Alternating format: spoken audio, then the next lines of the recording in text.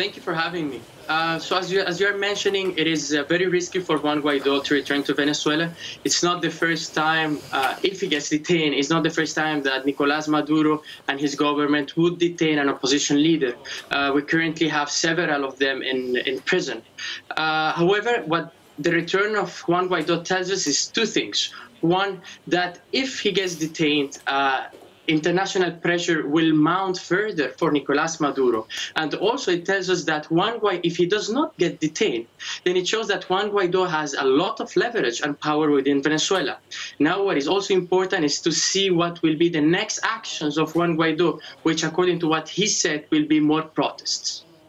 Okay, so Juan Guaido said he has more support than ever, that his movement is stronger than ever. How strong is he? Well, there is a lot of euphoria and a lot of hope behind Juan Guaido. Also, the international community has backed him up. Now, what we should look at is the way these South American countries are going to continue to give him support. Within Venezuela, he has the support of the people, of the opposition. Now, however, he still lacks the support of the Venezuelan army.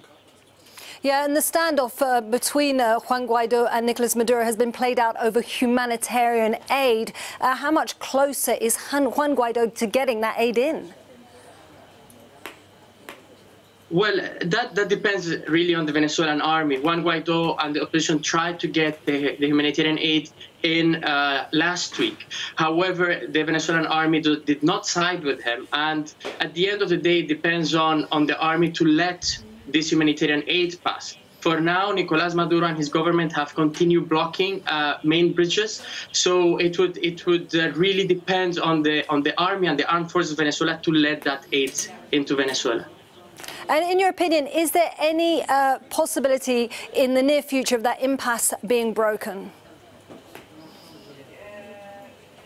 It depends. Again, it depends on the Venezuelan army. The opposition will try to keep moving aid into the cities of Cucuta and Brazil and the bordering cities with Brazil. However, this does not really translate into the crossing of the aid. So at the end of the day, it depends on the army to let this aid into the country.